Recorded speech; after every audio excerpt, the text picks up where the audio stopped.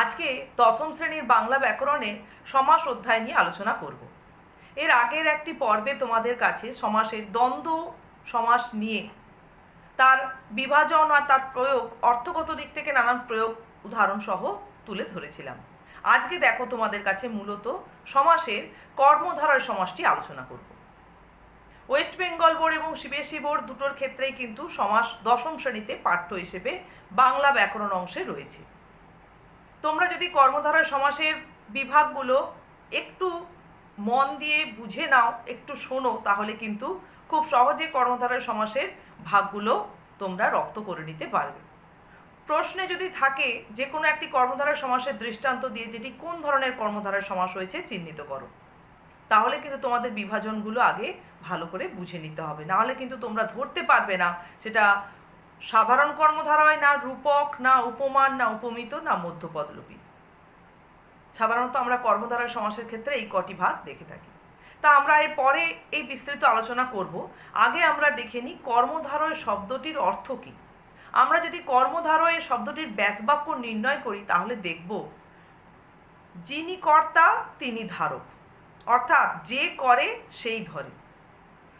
তাহলে দেখো এখানে একটা মজার বিষয় যে ব্যাসবাক্যে যেটা বলা হচ্ছে যিনি কর্তা তিনি ধারক, অর্থাৎ একজনকেই বোঝানো হচ্ছে, একজন ব্যক্তিকে বোঝানো হচ্ছে। যিনি কর্তা তিনি কিন্তু ধারণ করে রেখেছেন। এটা কিন্তু কর্মধারয় সমাসের একটা বড় বৈশিষ্ট্য, যেটা এই কর্মধারয়ের নাম থেকেই আমরা পেয়ে থাকি। কর্মধারয় সমাসের ক্ষেত্রে আমরা দেখব ব্যাসবাক্যে বিভিন্ন ধরনের বিশেষ্য বিশেষণ জাতীয় শব্দের কম্বিনেশন থাকবে। সমস্ত পদে গিয়ে আমরা একটা পদের অর্থ প্রদান হতে দেখব, সেটা আমরা ডেফিনেশানে দেখব। কিন্তু ওভারঅল আমরা দেখব সমস্ত পদ আর ব্যাসবাক্যে যা বোঝানো হচ্ছে সব কিছুর মধ্যে দিয়ে কিন্তু একটি ব্যক্তি, একটি বস্তু, একটি বিষয় বা যে কোনো একটি অস্তিত্বকেই প্রতিপন্ন করা হচ্ছে, তুলে ধরা হচ্ছে বা তার সম্পর্কে বলা হচ্ছে। তাহলে এই বিষয়টা তোমাদের বোঝার জন্য একটা দ্বন্দ্ব সমাসের দৃষ্টান্ত দিই। ধরো দ্বন্দ্ব সমাসের দৃষ্টান্তে আমরা বললাম আমি ও তুমি, আমি তুমি। তাহলে এই দৃষ্টান্তে আমরা দেখব যে আমি ও তুমি ব্যাসবাক্যে দুটো পৃথক অস্তিত্বের কথা বলা হচ্ছে, আমি আর তুমি। সমস্ত পদে গিয়ে সংযোগ অব্যয় উঠে যাচ্ছে, একত্রে বসছে দুটো পদ ঠিকই, কিন্তু সমস্ত পদের মধ্যে কিন্তু দুটো পৃথক অস্তিত্ব বজায় থেকে যাচ্ছে, যে আমি তুমি। কিন্তু তোমাদের যদি একটা দৃষ্টান্ত দিই কর্মধারয় সমাসে, যিনি দাদা তিনি ঠাকুর, দাদা ঠাকুর। তাহলে দাদা ঠাকুর বলতে কিন্তু দুজন ব্যক্তিকে বোঝানো হচ্ছে না, একজন ব্যক্তিকেই বোঝানো হচ্ছে। তার দুটো দিক যেন এখানে তুলে ধরা হচ্ছে, তিনি দাদা আবার তিনি ঠাকুর। বা আরও একটা দৃষ্টান্ত দেখো, যিনি রাজা তিনি ঋষি, রাজর্ষি। তাহলে এখানেও রাজা যে ঋষি বা যে রাজা, তার মধ্যেই যে ঋষিত্ব বজায় রয়েছে, এটাই কিন্তু প্রতিপন্ন করা হচ্ছে। তাহলে এখানে ব্যক্তি কিন্তু একজনই। এটা কিন্তু কর্মধারয় সমাসের একটা বড় বৈশিষ্ট্য, যেটা আমরা কর্মধারয় শব্দের অর্থ বা ব্যাসবাক্যের মধ্য দিয়ে পেয়ে থাকি। তাহলে কর্মধারয় শব্দটির ব্যাসবাক্য কি? যিনি কর্তা তিনি ধারক। এটা কিন্তু তোমাদের খুব ভালো করে মনে রাখতে হবে ছোট প্রশ্নের জন্য। তোমাদের বিষয়টা, এই কথাটার মধ্য দিয়ে যে বিষয়টা ফুটে উঠছে, যে কর্মধারয় সমাসের যেটা একটা বৈশিষ্ট্য, যে ব্যাসবাক্য সহ সমস্ত পদের মধ্য দিয়ে একটি ব্যক্তি, একটি বস্তু, একটি বিষয় বা যে কোনো একটি অস্তিত্বকে প্রতিপন্ন করা হয় বা তুলে ধরা হয়। এটা হচ্ছে কর্মধারয় সমাসের একটা বড় বৈশিষ্ট্য। তাহলে আমরা কর্মধারয় সমাসের ডেফিনেশানে কি জানব? আমরা দেখি কর্মধারয় সমাসের ব্যাসবাক্যে পূর্বপদ আর পরপদ যথাক্রমে বিশেষণ বা বিশেষ্য হয়, আবার কখনো পূর্বপদ পরপদ উভয়ে বিশেষ্য, আবার কখনো পূর্বপদ পরপদ উভয় বিশেষণ হয়ে থাকে। এবং সমাস নিষ্পন্ন হওয়ার পর সমস্ত পদে পরপদের অর্থ প্রতীয়মান হয়, তখন সেই সমাসকে আমরা বলবো কর্মধারয় সমাস। তাহলে এই ডেফিনেশন থেকে চারটি বিষয় উঠে আসছে। কীরকম না, আমরা দেখতে পাচ্ছি কর্মধারয় সমাসের ক্ষেত্রে ব্যাসবাক্যের মধ্যে যে পূর্বপদ পরপদ হিসেবে পাবো, যেটা আমরা সমস্ত পদে গিয়েও আবার পাবো, সেখানে দেখব যে পূর্বপদ বিশেষণ আর পরপদ বিশেষ্য হতে পারে, এটা একটা দিক। আবার একটা দিক যে পূর্বপদ পরপদ উভয় বিশেষ্য হতে পারে। আর 3 নম্বর দিক হচ্ছে পূর্বপদ পরপদ উভয় বিশেষণ হতে পারে। আর একটা কি বিষয় আমরা ডেফিনেশন থেকে পেলাম না, এই কম্বিনেশানে ব্যাসবাক্যগুলো থাকবে, দিয়ে সমস্ত পদ তৈরি হবে এবং সমস্ত পদে গিয়ে পরপদের অর্থ প্রতীয়মান হবে। তাহলে এই 4টে বৈশিষ্ট্য আমরা কিন্তু ডেফিনেশনের মধ্য থেকে পেলাম। আবার একবার তোমাদের কাছে সংজ্ঞাটা তুলে ধরছি। যখন আমরা দেখি ব্যাসবাক্যে পূর্বপদ পরপদ যথাক্রমে বিশেষণ ও বিশেষ্য যথাক্রমে বলা হয়েছে, মানে পূর্বপদ হবে বিশেষণ আর পরপদ হবে বিশেষ্য, বা পূর্বপদ পরপদ উভয় বিশেষ্য বা পূর্বপদ পরপদ উভয় বিশেষণ হয়ে থাকে এবং সমাস নিষ্পন্ন হওয়ার পর সমস্ত পদে পরপদের অর্থ প্রতীয়মান হয়ে থাকে, তখন সেই সমাসকে আমরা কর্মধারয় সমাস হিসেবে চিহ্নিত করি। তাহলে এইটুকুনি অংশের মধ্যে তোমাদের কোন কোন বিষয়গুলো অবগত হলে তোমরা, না কর্মধারয় সমাসের অর্থ এবং কর্মধারয় সমাসের অর্থর মধ্য দিয়ে কর্মধারয় সমাসের যে এক বিশেষ বৈশিষ্ট্য, একটি ব্যক্তি একটি বস্তু একটি বিষয় একটি অস্তিত্বকে প্রতিপন্ন করা হচ্ছে, এবং কর্মধারয় সমাসের সংজ্ঞা থেকে আমরা তাহলে যে 4টি বৈশিষ্ট্য পেলাম, তাহলে আমরা কর্মধারয় সমাসের সর্বমোট দেখলাম 5টি বৈশিষ্ট্য। তাহলে 5টি বৈশিষ্ট্য কী কী আর একবার তোমাদের সংক্ষেপে বলে দিচ্ছি। আমরা দেখব কর্মধারয় শব্দের যে ব্যাসবাক্যের মধ্য দিয়ে যেটা আমরা পেয়ে থাকি, যে কর্মধারয় সমাসের মাধ্যমে একটি ব্যক্তি একটি বস্তু একটি বিষয় একটি অস্তিত্বকে প্রতীয়মান করা হয় বা বোঝানো হয়। কর্মধারয় সমাসের পূর্বপদ পরপদ যথাক্রমে বিশেষণ বা বিশেষ্য হতে পারে।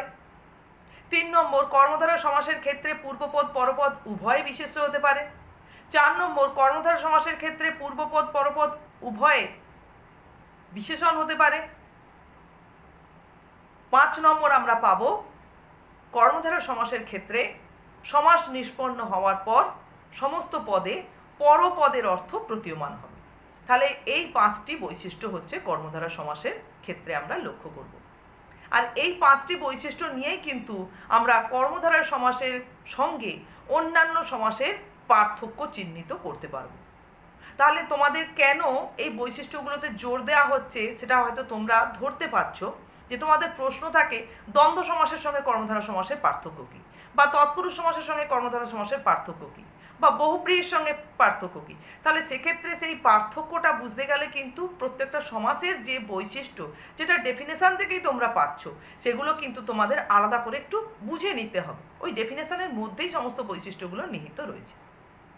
তাহলে আমরা প্রথমে দেখলাম যে কর্মধারয় সমাসের ব্যাসবাক্য হবে পূর্বপদ বিশেষণ আর পরপদ বিশেষ্য। যেমন ধরো তোমাদের একটা দৃষ্টান্ত বলি, শ্বেতপদ্ম, শ্বেত যে পদ্ম, শ্বেতপদ্ম।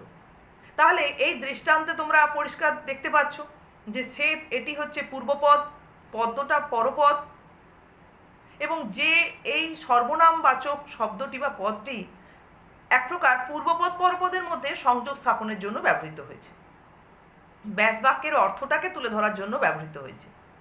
তাহলে শ্বেত হচ্ছে পূর্বপদ বিশেষণ এবং পদ্ম পরপদ বিশেষ্য। তাহলে শ্বেত পদ্ম যখন সমস্ত পদ পাচ্ছি আমরা, তখন কিন্তু পদ্ম এই পরপদের অর্থটাই এখানে প্রধান।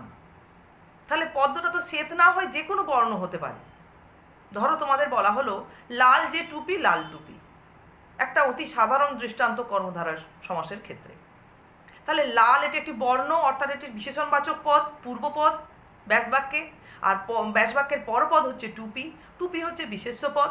দেখো সমস্ত পদে গিয়ে পাওয়া যাচ্ছে লাল টুপি, এবং সমস্ত পদের ক্ষেত্রে আমরা দেখব যে টুপি এই পরপদের অর্থটাই প্রধান। টুপিটা তো লাল, মানে এখানে এক প্রকার সমস্ত পদে গিয়ে দেখা যাচ্ছে পরপদটা যেটা রয়েছে তার বিশেষণ স্বরূপ যেন পূর্বপদটা, সমস্ত পদের ক্ষেত্রে পূর্বপদটা ব্যবহৃত হচ্ছে। আমরা এই বৈশিষ্ট্যটা পরপদের অর্থ প্রাধান্য পাওয়া কর্মধারয় সমাসের ক্ষেত্রে, এটা কর্মধারয় সমাসের যে প্রত্যেকটা ভাগ, সাধারণ কর্মধারয়, উপমান কর্মধারায়, উপমিত কর্মধারায়, রূপক কর্মধারায়, মধ্যপদরূপী কর্মধারায়, এই 5টা ভাগের মধ্যেই কিন্তু লক্ষ্য করব। কোথাও গিয়ে কিন্তু এই বৈশিষ্ট্যের ব্যতিক্রম এক আধটা থাকতে পারে, কিন্তু এই বৈশিষ্ট্যটা প্রত্যেকটা বিভাজনের ক্ষেত্রেই আমরা পাবো। আর প্রত্যেকটা বিভাজনের ক্ষেত্রেই কিন্তু বিশেষ্য বিশেষণ বা বিশেষণ বিশেষ্য বা দুটোই বিশেষ্য বা দুটোই বিশেষণ এই বৈশিষ্ট্য আমরা প্রত্যেকটা কর্মধারয় ভাগের ক্ষেত্রে পাব।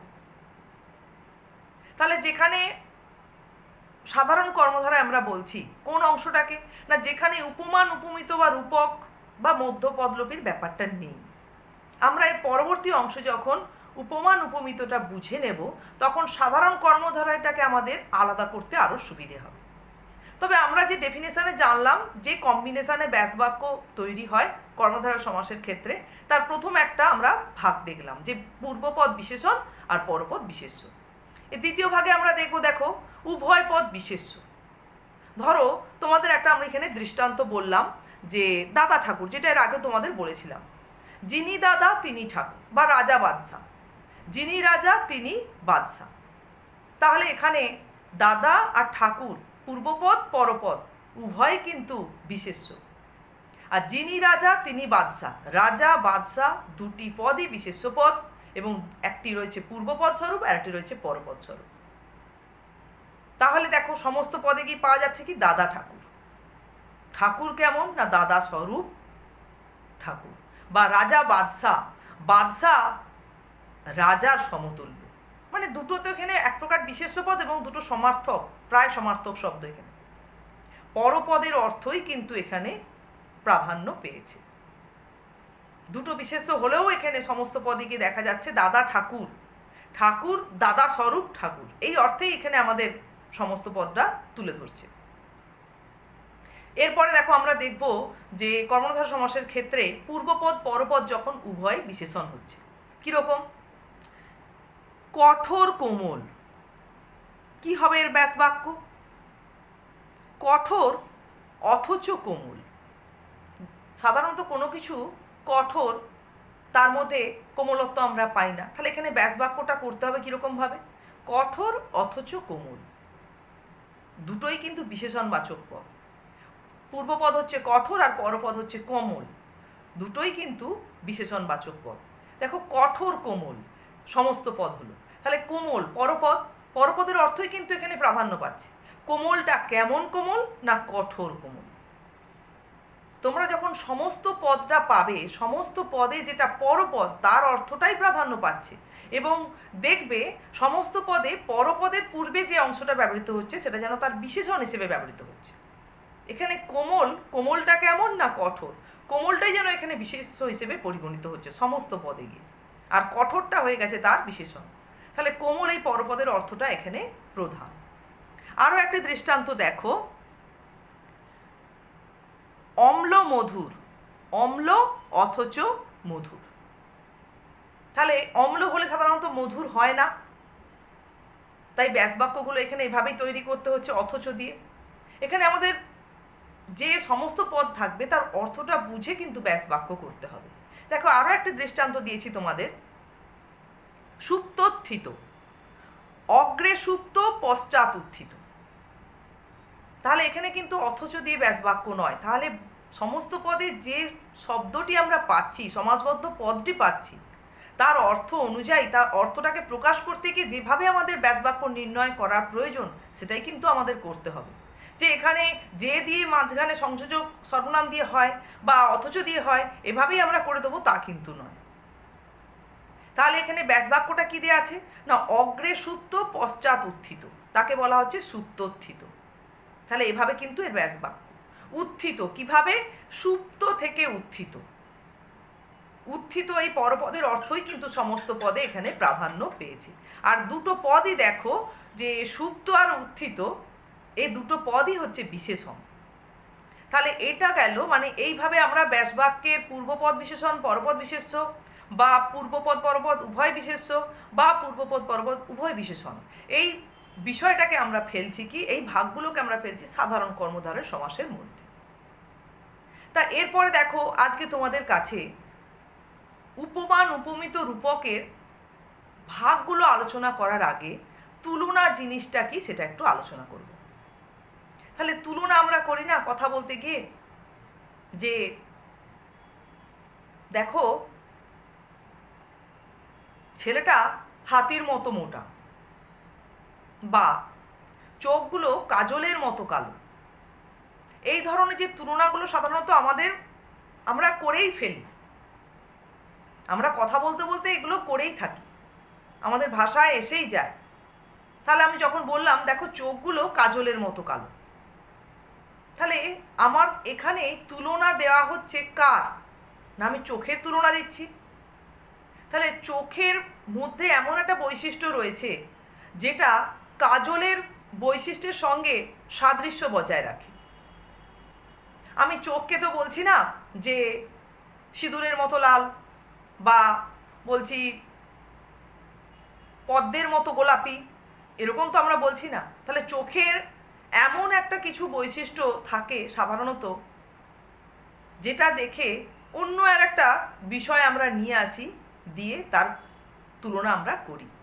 এখানে চোখ সাধারণত মানুষের কালো হয়, যে কারণে কাজলও কালো হয়ে থাকে, আর যে কারণে চোখের কালো এই বৈশিষ্ট্যটার তুলনা দিতে আমরা কাজলের তুলনায় প্রয়োগ করে থাকি। তাহলে এই যে তুলনা, কম্পারিজন, এখানে আমাদের কি হয় না, একটা মুখ্য বিষয় যেটার আমরা তুলনা দিচ্ছি। তাহলে আমাদের মুখ্য বিষয় এখানে কি? চোখ। এবার চোখের তুলনা দিতে গিয়ে আর একটা আমরা বিষয়কে নিয়ে আসি, সেটা হচ্ছে এখানে কাজল। আর চোখ আর কাজল এই দুটো বিষয়ের মধ্যে একটা মুখ্য বিষয় আর একটা যার সঙ্গে আমরা তুলনা করছি বা তুলনা দিতে যাকে আমরা নিয়ে আসছি, সেটা একটা বিষয়। আর এই দুটো বিষয়ের মধ্যে একটা কমন বৈশিষ্ট্য থাকে, সাধারণ বৈশিষ্ট্য থাকে, সেটা হচ্ছে কালো। তাহলে এই তুলনার ক্ষেত্রে আমরা কি কি সাধারণত মানে বিষয়গুলোকে কিভাবে আমরা নামাঙ্কিত করে থাকি? না, যেটা মুখ্য বিষয় তাকে আমরা বলি উপমেয়। তাহলে আমার চোখ হবে উপমেয়, আর যাকে মানে মুখ্য বিষয়টাকে তুলনা দিতে আমরা যাকে নিয়ে আসছি অর্থাৎ কাজল, সে হচ্ছে উপমান। আর দুটোর মধ্যে যেটা কমন বৈশিষ্ট্য তাকে আমরা এই কর্মধারয় সমাসে কি বলে চিহ্নিত করব? না, সাধারণ লক্ষণ বা সাধারণ ধর্ম। তাহলে একটা হচ্ছে তুলনার ক্ষেত্রে আমরা পাই মুখ্য বিষয়, যেটা হচ্ছে উপমেয়, আর মুখ্য বিষয়ের তুলনা দিতে গিয়ে আমরা যাকে নিয়ে আসি সেটা হচ্ছে উপমান। আর দুটোর মধ্যে যেটা একই বৈশিষ্ট্য থাকে সেটা হচ্ছে সাধারণ ধর্ম বা সাধারণ লক্ষণ। তাহলে আমরা এই ভিত্তিতে, এই তুলনার ভিত্তিতে কর্মধারয় সমাসের তিনটে ভাগ এখানে পেয়ে যাব। কিছু কর্মধারয় সমাসের ক্ষেত্রে আমরা দেখব কি না, ব্যাস বাক্যের মধ্যে শুধুমাত্র উপমানবাচক পদ রয়েছে, আর কি রয়েছে? সাধারণ ধর্ম বা সাধারণ লক্ষণ। তাহলে সেখানে উপমেয় নেই, অতএব আমার সেই সমাসটার নামকরণ করা খুব সহজ। যখনই আমরা কর্মধারয় সমাসের ব্যাসবাক্যে শুধুমাত্র উপমানবাচক পদ পাবো এবং সাধারণ ধর্ম বা সাধারণ লক্ষণের উপস্থিতি পাবো, এবং সমস্ত পদে গিয়ে দেখবো পরপদের অর্থ প্রাধান্য পেয়েছে বা প্রতীয়মান হয়েছে, তখন সেই কর্মধারয় সমাসকে আমরা উপমান কর্মধারয় সমাস বলবো। যেখানে আমাদের বুঝতে কোনো অসুবিধাই নেই। যেমন আমি তোমাদের যে দৃষ্টান্ত দিলাম, কাজল কালো, কাজলের ন্যায় কালো। তাহলে এই দৃষ্টান্তে দেখো কাজল কালো কোনো একটা মুখ্য বিষয়কে আমরা তুলনা করে বলছি, সেটা কিন্তু এই দৃষ্টান্তের মধ্যে নেই। বা ধরো তোমাদের আরও একটি দৃষ্টান্ত দিয়েছি, দেখো অমৃত মধুর, অমৃতের ন্যায় মধুর। ধরো এখন তো আমের সিজন এসে গেছে, তুমি একটা আম খাচ্ছ, আমটা হচ্ছে তোমার কাছে মুখ্য বিষয়, উপমেয়। তুমি সেই আমের স্বাদটা আস্বাদন করার পর মনে মনে বলছো উফ, অমৃত মধুর। সেটাই কিন্তু এখানে আম হচ্ছে মুখ্য বিষয়, উপমেয়। এখানে এই দৃষ্টান্তের মধ্যে মুখ্য বিষয়টা নেই। অমৃত মধুর এই দৃষ্টান্তের মধ্যে আছে কি না, অমৃত অর্থাৎ উপমানবাচক পদ, আর মধুর, আমটাও মধুর, অমৃত মধুর, দুটোর মধ্যে যেটা সাধারণ বৈশিষ্ট্য। তাহলে সেই ভিত্তিতে দৃষ্টান্তটার মধ্যে আমরা দেখতে পাচ্ছি শুধুমাত্র উপমানবাচক পদ রয়েছে। তাহলে কি আমরা উপমান কর্মধারয় সমাস বলে চিহ্নিত করব। এরপর দেখো আমরা বলবো উপমিত কর্মধারয় সমাস কি। এক্ষেত্রে আমরা দেখব ব্যাস বাক্যের মধ্যে তুলনা যে আমরা করি, সেখানে যে আমরা দুটো বিষয় পেলাম, একটা মুখ্য বিষয় তাকে বলেছি উপমেয়, আর মুখ্য বিষয়ের তুলনা দিতে যাকে আনি সে উপমান। এই দুটো থাকে ব্যাস বাক্যে। সাধারণ ধর্মটা আমরা আভাসে বুঝে যাই, ইঙ্গিতে বুঝে যাই, আর সমস্ত পদে গিয়ে পরপদের অর্থ প্রাধান্য পায়। যেমন ধরো তোমাদের একটা দৃষ্টান্ত দেয়া হলো চরণ পদ্ম, চরণ পদ্মের ন্যায়। বা ধরো তোমাদের আজকে আরো একটি দৃষ্টান্ত দিয়েছি, দেখো পুরুষ সিংহ, পুরুষ সিংহের ন্যায়। তাহলে এই দুটো দৃষ্টান্তের ক্ষেত্রে আমরা দেখতে পাচ্ছি যে চরণ পদ্মের ক্ষেত্রে কোনটা আমাদের মুখ্য বিষয় না চরণ। আমরা দেবদেবীদের, মূলত দেবীদের পাদপদ্ম দর্শন করে যেটা বলছি চরণ পদ্ম। তাহলে চরণ মানে চরণ এখানে আমাদের মুখ্য বিষয়, তাহলে এটা হচ্ছে উপমেয়। আর চরণের যে কমনীয়তা, তার পবিত্রতা তুলে ধরতে গিয়ে আমরা তাকে পদ্মের সঙ্গে তুলনা করছি। তাহলে মুখ্য বিষয়ে তুলনা দিতে গিয়ে যাকে আনছি সেটা হচ্ছে উপমান, তাহলে পদ্ম এখানে উপমান। তাহলে এদের যে দুটোর মধ্যে যে কমন বৈশিষ্ট্য অর্থাৎ সাধারণ লক্ষণ সেটা কি না দুটোর মধ্যেই যে কমনীয়তা সেটা আমরা আভাসে বুঝে যাচ্ছি, যে কারণে চরণের তুলনা দিতে গিয়ে এখানে পদ্মকে আনা হচ্ছে। তাহলে চরণ পদ্ম এই দৃষ্টান্তের মধ্যে আমরা দেখতে পাচ্ছি কি রয়েছে ব্যাস বাক্যে, পূর্বপদ হিসেবে আমরা পাচ্ছি উপমেয়কে, উপমেয়বাচক পদকে, আর পরপদ হিসেবে পাচ্ছি উপমানবাচক পদকে, এবং সমস্ত পদে গিয়ে পরপদের অর্থ প্রাধান্য পাচ্ছে। কীরকমভাবে না চরণ পদ্ম, তাহলে পদ্মটাই তো এখানে প্রধান। পদ্মটা এখানে কি না চরণ স্বরূপ পদ্ম, মানে এখানে পদ্ম পরপদের অর্থ প্রধান এবং তার বিশেষণ হচ্ছে কি এক প্রকার বলা চলে চরণ। বা ধরো তোমাদেরকে যে আর একটা দৃষ্টান্ত দেয়া হয়েছে পুরুষ সিংহ, পুরুষ সিংহের ন্যায়। তাহলে এখানে পুরুষ হচ্ছে কোনো একজন পুরুষের পৌরুষত্ব দেখে তাকে সিংহের সঙ্গে তুলনা করা হচ্ছে। তাহলে মুখ্য বিষয় হচ্ছে পুরুষ, অর্থাৎ উপমেয় বাচক পদ হচ্ছে পূর্বপদ পুরুষ, এবং তার তুলনা দিতে গিয়ে তার যে পৌরুষত্ব দেখে, তার তেজ দেখে সিংহের সঙ্গে তুলনা করা হচ্ছে। তাহলে যার সঙ্গে তুলনা করছে সে হচ্ছে উপমান, অর্থাৎ সিংহ হচ্ছে এখানে উপমানবাচক পদ পরপদ, এবং পুরুষ সিংহ এই সমস্ত পদে গিয়ে সিংহের অর্থ পরপদের অর্থ প্রতীয়মান। সিংহটা কেমন হয়ে উঠেছে না পুরুষ সমতুল্য হয়ে উঠেছে। এভাবেই কিন্তু পরপদে অর্থ সমস্ত পদে গিয়ে প্রাধান্য পাচ্ছে। তোমরা হয়তো ভাববে অনেকেই যে পুরুষ তো মুখ্য বিষয়, তাহলে সমস্ত পদে গিয়ে কী করে পরপদ সিংহ প্রাধান্য পেয়ে যাচ্ছে। আমরা তুলনা করতে গিয়ে দেখব কোনটা মুখ্য বিষয়, কোনটা মুখ্য বিষয় তুলনা দিকে আনা হচ্ছে সেটা, কিন্তু সমস্ত পদে গিয়ে পরপদের অর্থ প্রাধান্য পায়। মূলত পরপদটা বিশেষ্য রূপে চিহ্নিত হয় আর তার পূর্বের অংশ তার বিশেষণ হিসেবে উল্লিখিত হয়। তাহলে এভাবে আমরা দেখব যে কর্মধারয় সমাসের ব্যাসবাক্যে পূর্বপদ উপমেয়বাচক পদ এবং পরপদ উপমানবাচক পদ, সেই কর্মধারয় সমাসকে আমরা এই দুটোর কোনো নামই দিতে পারবো না, তাই ব্যাকরণবিদরা কী করেছে একটু অন্য নাম দিয়েছেন। কি নাম দিয়েছেন না উপমিত কর্মধারয় সমাস। যেহেতু ব্যাসবাক্যে দুজনেই রয়েছে, উপমেয় রয়েছে উপমানও রয়েছে, আর উপমান যখন একা ছিল তাকে উপমান কর্মধারায় বলা হয়ে গেছে। তাহলে এবার এখানে দুজনেরা বসে আছে, দুজনের কারো নামে নাম দেওয়া যাবে না, তাই ব্যাকরণবিদরা একে নাম দিয়েছেন কি উপমিত কর্মধারায়। আসলে মানে যার সঙ্গে যার উপমা করা হয়েছে দুটোই রয়েছে, যে কারণে এর নাম দেওয়া হয়েছে উপমিত কর্মধারয়। এরপরে দেখো রয়েছে রূপক কর্মধারয় সমাস। তাহলে রূপক কর্মধারয় সমাসটা পড়ার আগে বা বোঝার আগে আমরা আর একটা জিনিস তোমাদেরকে একটু ধরিয়ে দিই, যে উপমান আর উপমিতের ক্ষেত্রে আমরা কি পেয়েছিলাম, যে ব্যাসবাক্যের মধ্যে ব্যবহার করা হচ্ছে ন্যায়। কাজলের ন্যায় কালো, পুরুষ সিংহের ন্যায়। তাহলে এখানে ব্যাসবাক্যের মধ্যে ন্যায় বা মতো শব্দগুলো ব্যবহার করতে হচ্ছে। রূপক কর্মধারার ক্ষেত্রে কিন্তু এই ন্যায় বা মতো থাকবে না। কি থাকবে সেখানে?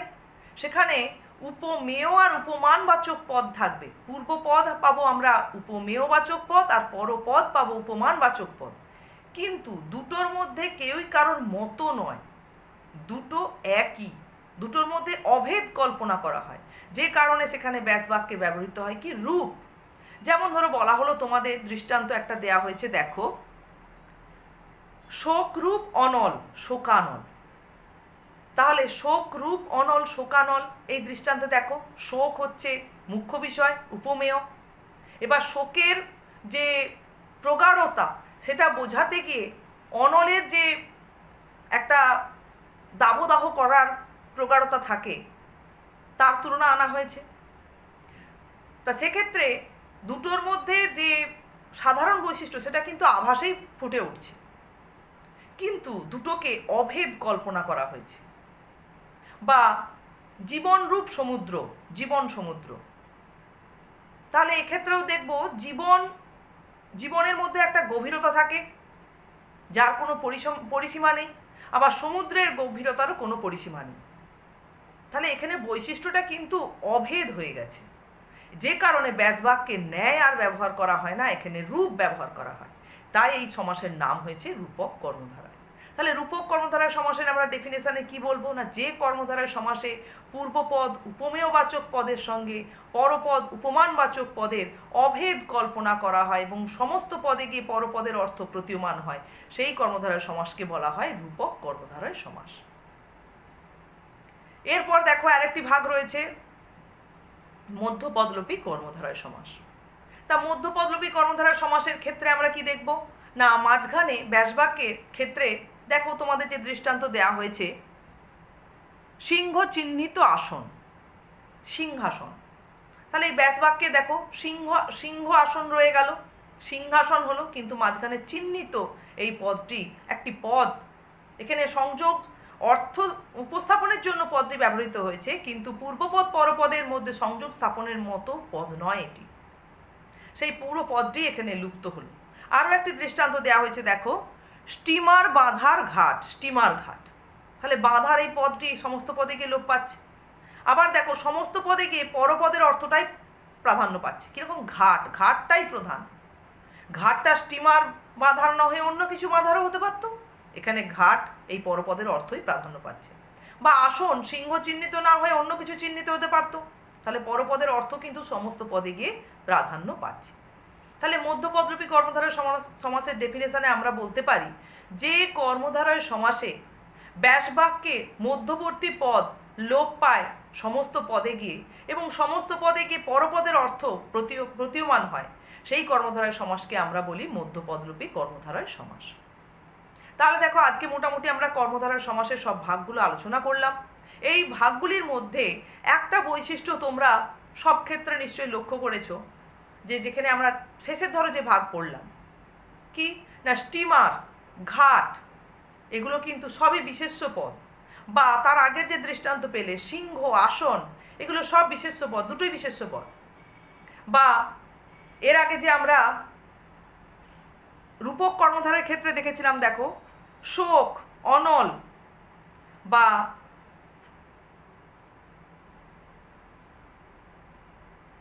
উপমিত কর্মধারার ক্ষেত্রে যেটা ছিল পুরুষ, সিংহ, এগুলো কিন্তু সব বিশেষ্যবাচক পদ।